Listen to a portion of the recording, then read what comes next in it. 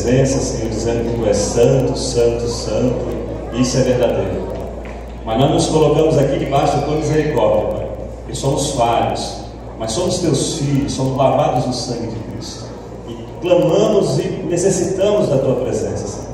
Pedimos agora que Tu uses o Teu vaso, Senhor, dentro da Sua simplicidade, Senhor, Tu derrame nele, Senhor, o Teu conteúdo, que venha falar conosco, Pai, diretamente do Teu trono, diretamente aos nossos corações, e cada um de nós possamos estar na nossa posição para ouvir a Tua poderosa palavra. É o que eu te peço e te agradeço, em nome de Jesus. Amém.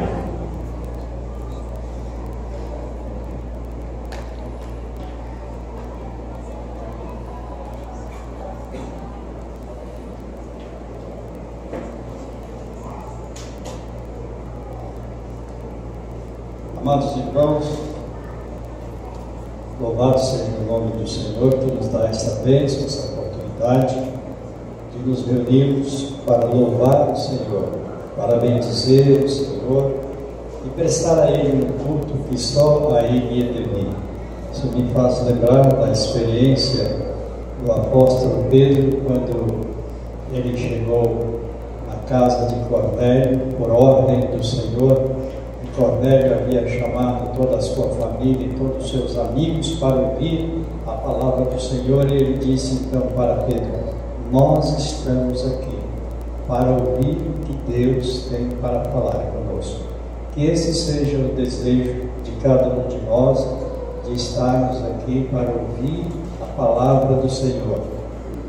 Que você esteja acompanhando a nossa meditação em oração, buscando realmente a unção do Senhor sobre a sua vida e sobre a vida do mensageiro desta noite, para que o Senhor fale conosco. Nós temos dito que no dia de Pentecostes, quando o Espírito do Senhor desceu sobre os apóstolos, e vários deles falaram numa só língua, mas várias nações. Diz alguns estudiosos que lá havia mais de 19 nações. E todos eles ouviram a palavra, que não era na sua língua, mas ouviram na sua própria língua, no seu próprio idioma, as grandezas de Deus. E eu creio então que assim como o Espírito Santo abençoou o apóstolo Pedro, os apóstolos que lá estavam e que falavam na unção do Espírito, o Espírito Santo também abençoou e preparou o coração daquelas pessoas que estavam ouvindo a mensagem do Senhor. Nós já oramos, já pedimos a presença de Deus. E amados irmãos, nesta noite nós queremos falar sobre a riqueza de Jó, dizendo de imediato que nós temos aprendido que ser pobre não é uma virtude e ser rico não é ser condenado para o inferno. Tanto a pessoa que é abençoada com bens financeiros, quanto a pessoa que às vezes não consegue ter muitas coisas financeiramente falando, todas estas pessoas precisam de Deus na sua vida, porque só Jesus Cristo salva. E quando nós olhamos a palavra do Senhor, nós vamos ver que Abraão era um homem muito rico, abençoado por Deus. Nós vamos observar Jacó era um homem muito rico, homens de Deus, Deus de Abraão, Deus de Isaac, Deus de Jacó. Isaac também, que havia herdado de seu pai grandes riquezas, era um homem rico. José era um homem rico. José de Arimateia, aquele que foi pedir o corpo de Cristo para retirar o corpo de Cristo da cruz, diz a palavra do Senhor que ele era um homem rico. Na palavra do Senhor nos informa que vários homens ricos, mulheres que possuíam bens, seguiam a Jesus Cristo. O importante é saber, como diz o apóstolo Tiago, de onde procede as riquezas e como foi que nós alcançamos. E nós pensamos nesta noite comentar alguma coisa sobre Jó. Diz os historiadores bíblicos que este é o primeiro livro escrito e que foi colocado como um livro da Bíblia, o primeiro livro escrito sobre as coisas de Deus, das riquezas de Deus, da misericórdia de Deus, o cuidado de Deus. E também a inveja apareceu muito na vida de Jó. Hoje nós vimos jovens falando sobre a inveja, aquilo que entristece o invejoso quando alguém está indo bem, quando alguém tem uma comunhão eterna com o Senhor nosso Deus. E nós então queremos falar de Jó. Jó, aquele servo do Senhor, como a palavra de Deus diz assim: havia um homem na terra de Uz, cujo nome era Jó, homem íntegro e reto, temente a Deus e que se desviava do mal. Homem íntegro, temente a Deus e que se desviava do mal. Este era o homem diante dos olhos do Senhor e diante da humanidade. E diz a palavra do Senhor que ele possuía 7.000 ovelhas, 3.000 camelos, 500 juntas de bois e 500 jumentas. Era também muito numeroso o pessoal ao seu serviço, de maneira que este homem era o maior de todos os do Oriente. Era um homem rico, um homem que possuía muitos bens na sua vida, mas era um homem reconhecido pelo próprio Deus, a sua integridade, o seu temor a Deus e o seu esforço constante para se desviar do mal. Então, amados irmãos, nós queremos nesta noite pensar com os irmãos, todos nós Deus nos tem dado a capacidade de planejar, de executar, de olhar para dias futuros. Alguém já disse que o cristão deve trabalhar, deve cuidar da sua vida, deve planejar dias longos como se nunca fosse morrer, mas deve viver também como se hoje Deus viesse chamá-lo.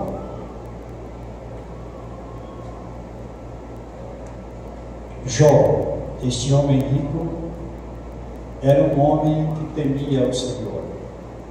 Era um homem, um grande pai.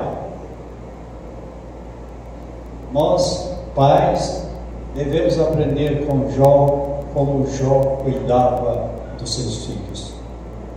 Diz a palavra do Senhor que ele possuía 7 filhos e 3 filhas, e que seus filhos iam de casa em casa um dos outros e faziam banquetes, cada um por sua vez, e mandava convidar as suas 3 irmãs a comerem e a beberem com eles.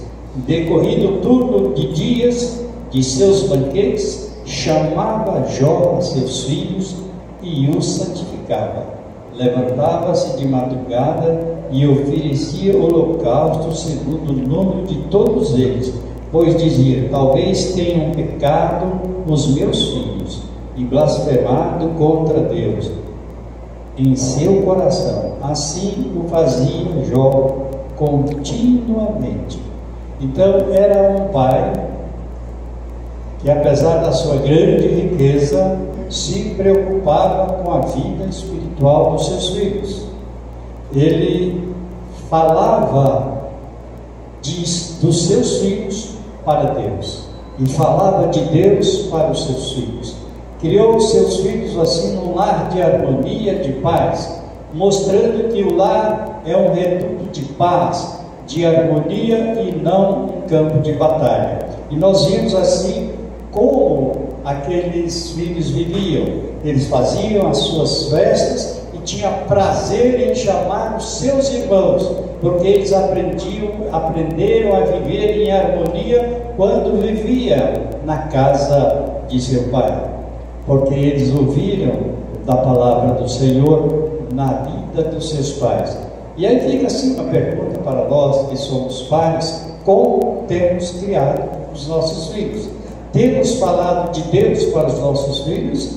temos falado dos nossos filhos para Deus, temos colocado eles na presença do Senhor, e aquele que às vezes tem muito filho, como faz? Senhor, abençoa os meus filhos, ou abençoa os meus netos. Jó apresentava cada um na presença do Senhor. E Jó era esse homem íntegro, um homem que era grandemente abençoado pelo Senhor, um homem que com o seu trabalho, com a sua dedicação, com o seu cuidado para com a sua família, foi grandemente abençoado pelo Senhor, e era um homem muito rico, como diz a palavra do Senhor, maior de todos os do Oriente. Mas o que Jó reconhecia?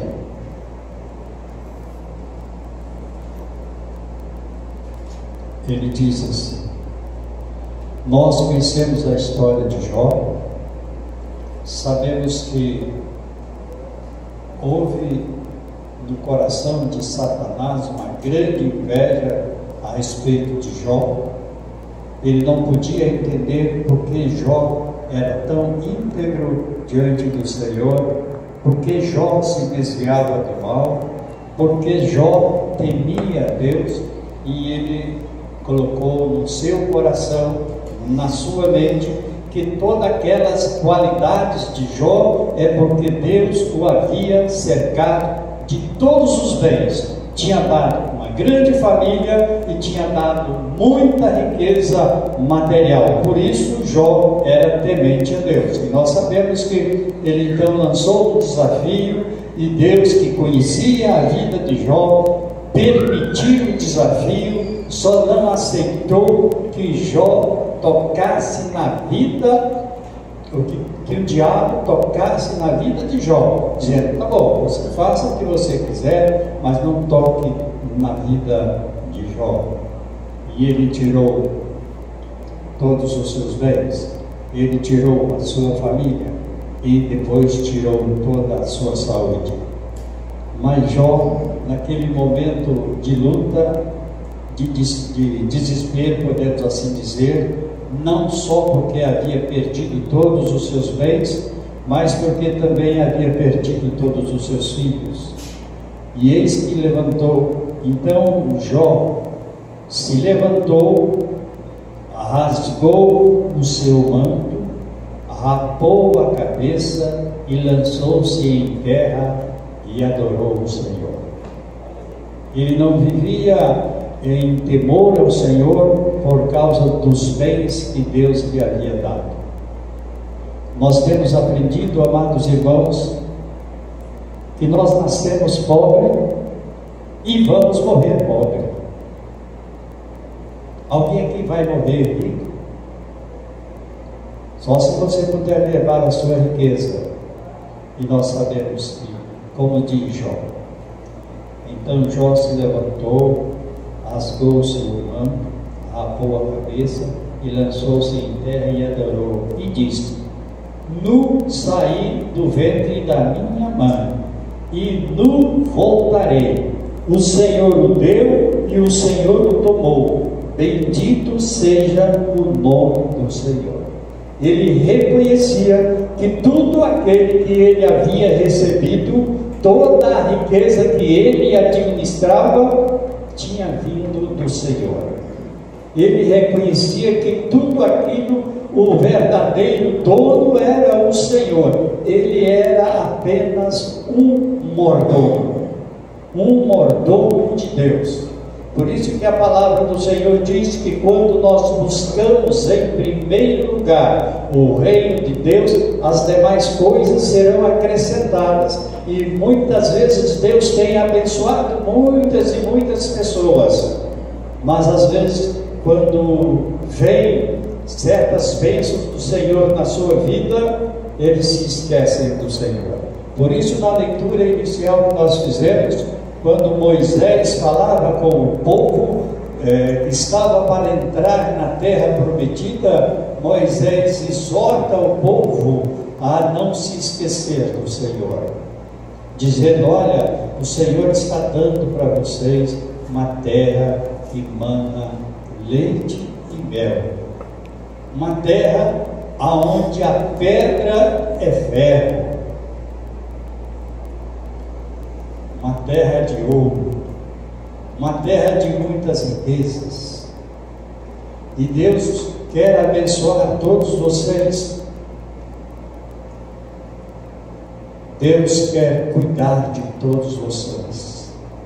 Agora, quando vocês estiverem com toda esta riqueza nas suas mãos, quando vocês tiverem morado em grandes casas, construindo grandes moradas para cada um de vocês, não diga tudo, não se esqueça do Senhor e não diga tudo isso eu consegui com a minha capacidade e com o meu trabalho. Tem gente que diz assim: eu faço o que quero do que eu tenho, porque eu consegui com os esforços do meu trabalho, com a minha competência, com a minha capacidade. Quando nós temos um emprego, é porque o Senhor nos dá. Quando nós ganhamos alguma coisa, é porque o Senhor nos dá. Ele é o dono de todas as coisas. E quando Ele não dá, nós não devemos receber. Quando o Senhor não dá, nós não devemos receber. O homem não pode ter nada, coisa alguma, diz a palavra do Senhor, se do céu não lhe for dado. E como é que Jó usava a riqueza que o Senhor colocava nas suas mãos?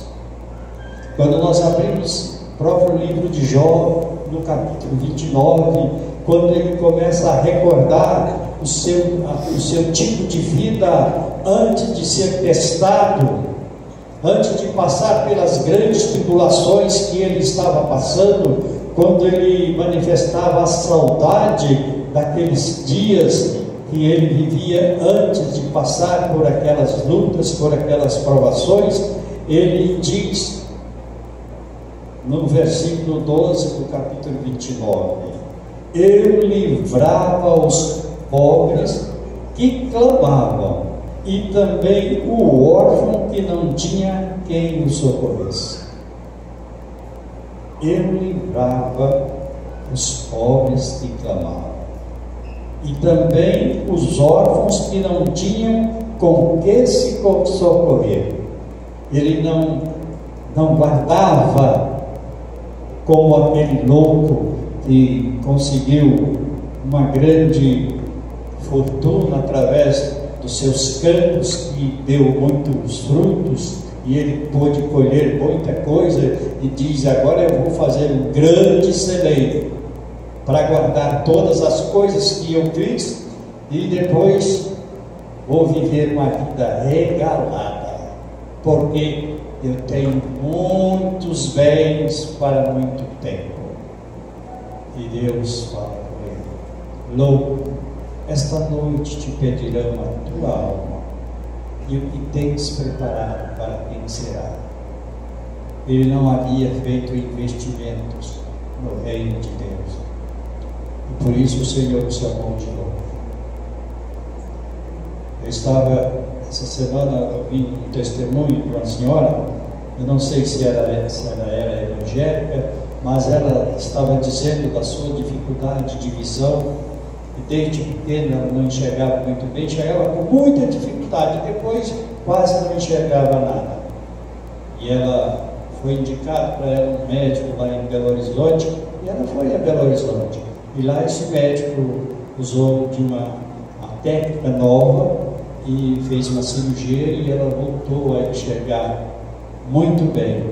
E ela disse: de que vale muito dinheiro? De que vale possuir muitas coisas se não pode ver? Agora sim, agora eu posso ver, agora eu posso ver. O dinheiro não satisfaz, o dinheiro não compra estas coisas, o dinheiro não traz paz, o dinheiro não traz alegria. Traz sim quando nós servimos as pessoas que precisam, quando nós entendemos que as coisas que nós possuímos procedem do Senhor, e procede do Senhor para sermos bênçãos, e quanto mais bênção nós somos, mais o Senhor nos entrega. Quando a palavra do Senhor nos diz que Ele abençoa grandemente aqueles que dão com alegria no seu coração, é porque é verdade, o Senhor abençoa grandemente aqueles que fazem a obra do Senhor por amor, aqueles que cuidam dos órfãos, aqueles que cuidam dos pobres, que Ele tem condição de cuidar, o Senhor vai dando mais e mais. Por isso é que a palavra do Senhor diz: mais bem-aventurado é dar do que receber. Eu me fazia de olhos para o cego e de pés para o coxo. Essa era a posição daquele homem que era considerado o maior de todos os do Oriente.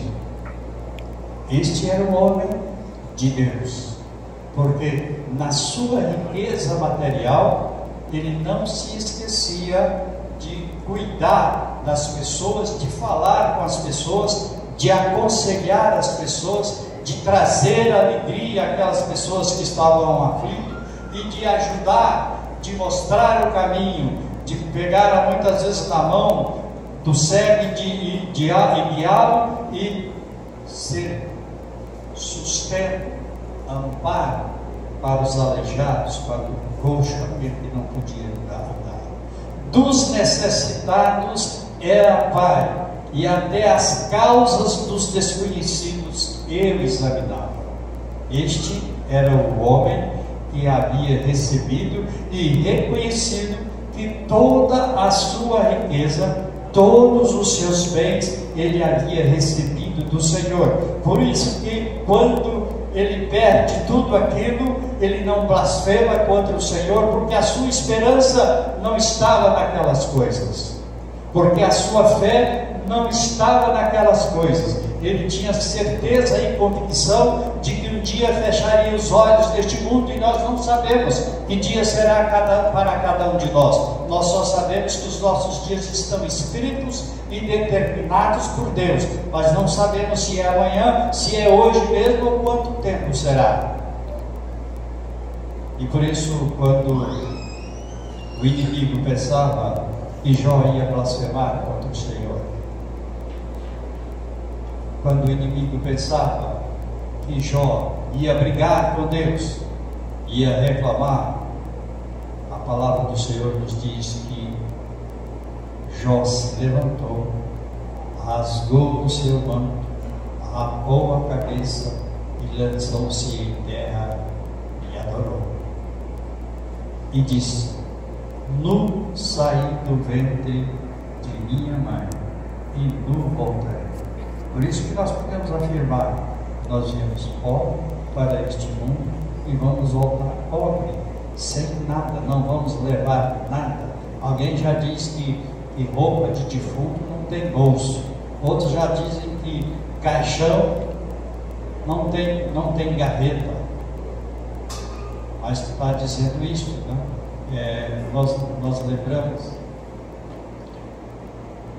de uma história, eu não sei se procede, eu acho que alguns irmãos da catedral que viram isso, eu não sei se eu vi isso, foi numa mensagem da catedral, quando alguém fala de uma história, também não sei se é de Alexandre o Grande, mas quem conta a história diz que é de Alexandre o Grande. Quando ele estava enfermo, sabendo que ia morrer, nós sabemos que ele morreu muito jovem, com 30 e poucos anos, e ali, no leito de morte, ele chamou os seus ministros e disse para eles: olha, quando eu morrer, eu quero que os médicos carreguem o meu caixão. Eu quero que os presentes e as vitórias, as glórias minhas, através das coroas, das tantas coisas que significavam minhas vitórias, seja colocada no caminho até onde eu for sepultado.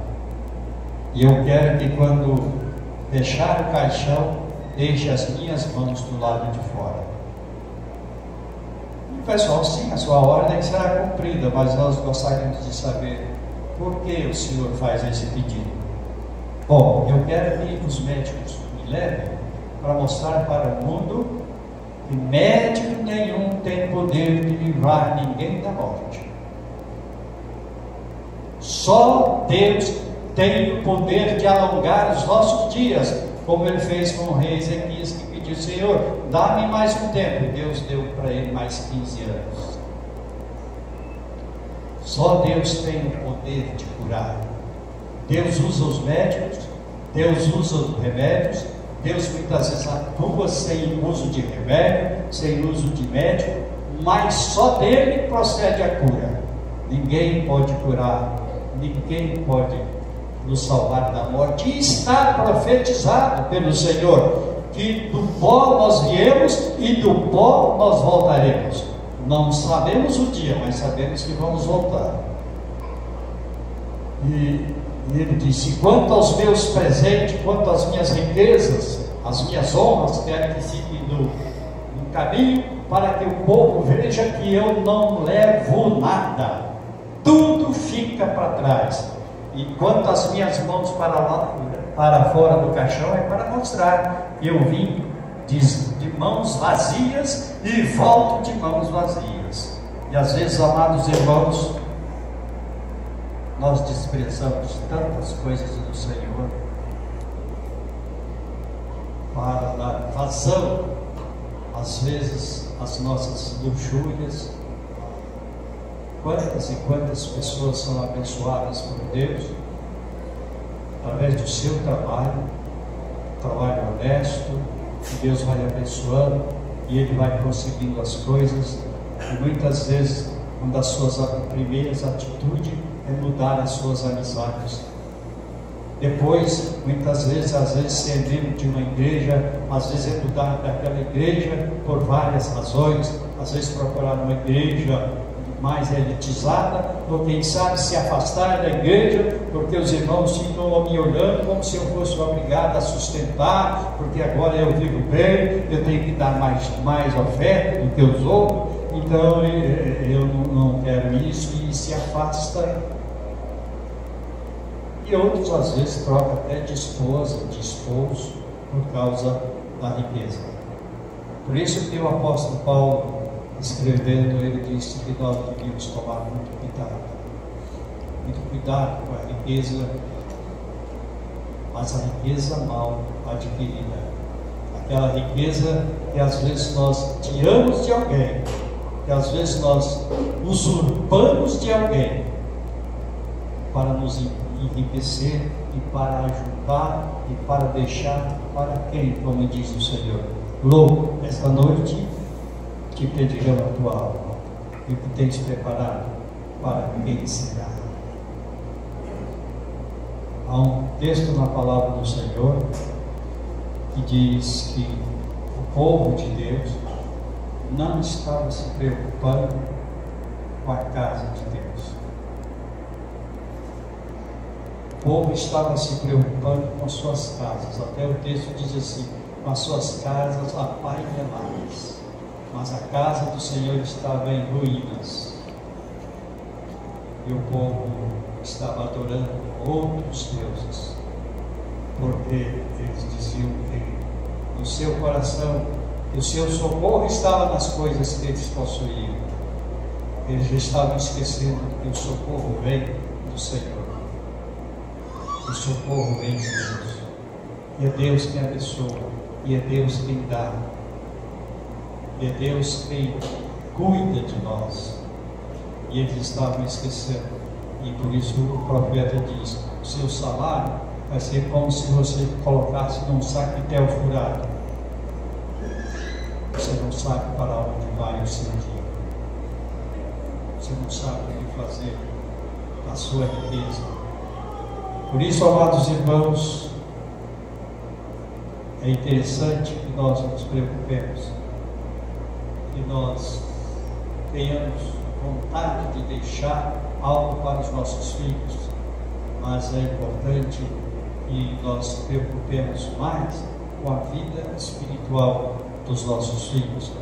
É importante que nós estejamos buscando em primeiro lugar o reino de Deus. É importante que saibamos que quando o Senhor nos dá, Ele nos dá para ser uma bênção, não para botar debaixo do colchão ou guardar no banco, mas para ser bênção, para abençoar as pessoas. E nós temos ouvido falar de quantas e quantas igrejas estão atravessando lutas fora do Brasil, porque lhe faltam recursos. Quantas e quantas pessoas, missionários, estão aí sem recursos, porque nós estamos voltados para nós estamos preocupados conosco, nós estamos ajuntando porque temos medo do dia de amanhã, esquecendo que vivamos o dia de hoje, vivamos na presença do Senhor o dia de hoje e sirvamos ao Senhor com as coisas que Ele tem colocado nas nossas mãos. Somos mordomos de Deus, e um dia Ele virá pedir conta de cada um de nós daquilo que fizemos com os talentos que Ele nos deu, sejam talentos financeiros, sejam talentos espirituais, seja o que for, o Senhor nos tem dado. O Senhor nos tem dado. Mas haverá um dia, eu me lembro uma vez, trabalhava com uma pessoa e ele chegou assim, viu eu fazendo as contas do meu salário e separei o dízimo. Ele olhou assim: mas você dá isso de dízimo? Sim, é 10% do que eu estou recebendo. Ele olhou para mim e só eu disse: você está vendo essa cara minha aqui? É grande, mas eu não sou jumento não, para fazer um negócio desse. Já pensou se eu fosse dar 10% disso que eu tenho? Eu disse para ele: você não tem nada, você é um mordomo, isso é do Senhor, você pensa em crescer, você não tem nada. Pouco tempo depois ele não tinha nada mesmo, não tinha nada, porque ele pensava que ele era dono daquilo que estava nas suas mãos. Ele esquecia que ele era mordomo de Deus. E eu pergunto para mim, deixo uma pergunta no ar: o que temos feito daquilo que o Senhor tem colocado nas nossas mãos? Temos sido bênção? Temos abençoado as pessoas? Temos cuidado daqueles que precisam do nosso cuidado, que estão perto de nós, que nos procuram? Como temos agido? O Senhor possa falar aos nossos corações e que nós possamos realmente entender que se trabalhamos é porque o Senhor nos dá o trabalho, nos dá saúde para isso, nos dá competência, capacidade para às vezes ganhar, mas nem todos têm essa capacidade. Tem muita gente que tem a competência de ser um grande empresário, de fazer a sua empresa crescer, e às vezes com o cuidado de algumas pessoas que estão ao seu lado, mas aquelas pessoas que estão ao seu lado não são capazes de sozinha fazer uma empresa crescer. Precisa de alguém que tenha este dom. A palavra do Senhor diz para nós vivermos contente com o que temos, mas não diz para que nós não pensemos em crescer. Precisamos crescer sim, precisamos pensar em dias melhores para nós, porque Deus nos abençoa, mas sempre lembrando: buscar em primeiro lugar o reino de Deus, e as demais coisas lhe serão acrescentadas, aquilo que for necessário. Por isso é que a palavra de Deus diz: e meu Deus em Cristo Jesus há de suprir cada uma das vossas necessidades. O meu Deus, segundo a sua graça e a sua misericórdia, há de suprir em Cristo Jesus cada uma das suas necessidades. Já fui moço, hoje estou velho, diz o profeta, o rei Davi, mas nunca vi um justo mendigar a pão. Que o Senhor nos abençoe e nos guarde.